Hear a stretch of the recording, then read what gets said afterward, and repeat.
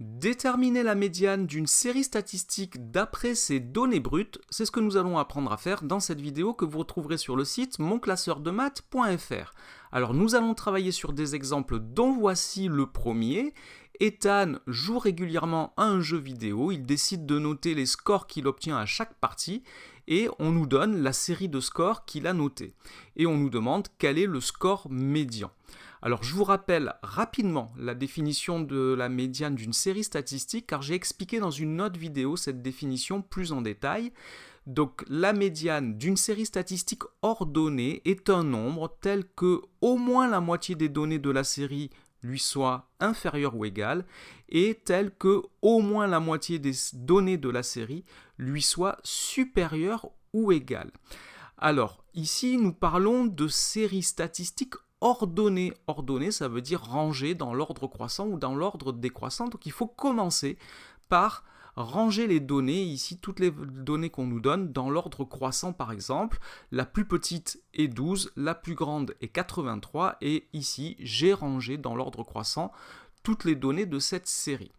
Alors cette définition, pour résumer un petit peu, pour simplifier, elle nous dit qu'il y a environ la moitié, au moins la moitié des données qui sont plus petites que la médiane, plus petite ou égale, et l'autre moitié plus grande ou égale. Alors ça veut dire que la médiane se situe au milieu, c'est-à-dire que la médiane représente le centre de la série statistique. Alors ici, si on compte combien nous avons de données, il y en a 13, et 13 est un nombre impair, et c'est important de commencer par déterminer s'il y a un nombre pair ou impair de données, car ça va changer la méthode pour déterminer la médiane. En effet, si le nombre de données de la série est impair, alors la médiane, c'est la valeur de la donnée centrale de la série.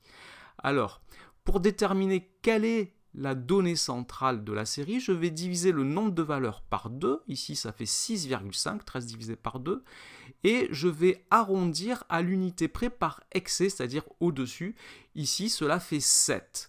Donc ça veut dire que la médiane sera la valeur de la septième donnée de la série, et si je regarde, si je compte, la septième donnée de la série, c'est 44. Donc ici, la médiane, c'est 44. Alors j'aurais pu le trouver en comptant, en laissant de chaque côté, à gauche et à droite, le même nombre de données. Ici, je vois qu'il y a 6 données qui sont plus petites, 6 ou égales, 6 données qui sont supérieures ou égales, et que 44 est au centre de ces 13 données. Donc on peut conclure ici la résolution de notre problème. Le score médian d'Ethan à ce jeu vidéo sur ces 13 parties est de 44.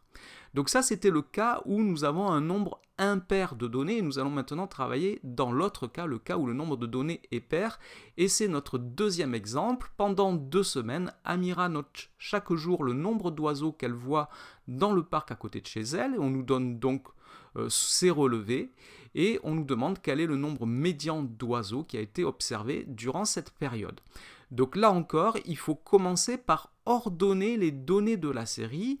Nous allons donc les ranger dans l'ordre croissant. La plus petite valeur ici est 2, la plus grande est 12, et nous avons 14 données. Si vous comptez, il y a 14 données dans cette série. 14 est un nombre pair. Attention de ne pas confondre le nombre de données, c'est-à-dire le nombre de nombres, et le nombre de valeurs. Par exemple, ici, il y a 2 fois le 11, je le compte 2 fois. Il y a 4 fois le 9, c'est 4 fois la même valeur, mais je la compte 4 fois. Pareil pour le 6, ce sont des données différentes, même si les valeurs de ces données sont les mêmes. Alors, dans le cas où nous avons un nombre pair de données, comme c'est le cas ici, tout nombre entre les 2 données centrales, ici il n'y a plus une donnée centrale, mais il y en a 2, donc tout nombre entre ces 2 données centrales peut être choisi comme médiane, mais on préfère, par convention, choisir leur demi-somme. Alors pour déterminer quelles sont ces 2 données centrales, je fais comme tout à l'heure, je vais diviser par 2 le nombre de données, ici 14 divisé par 2 c'est 7, 7 me donne le rang, la position de la première des 2 données centrales. Donc c'est la 7e donnée qui est la première, et donc la deuxième c'est la 8e.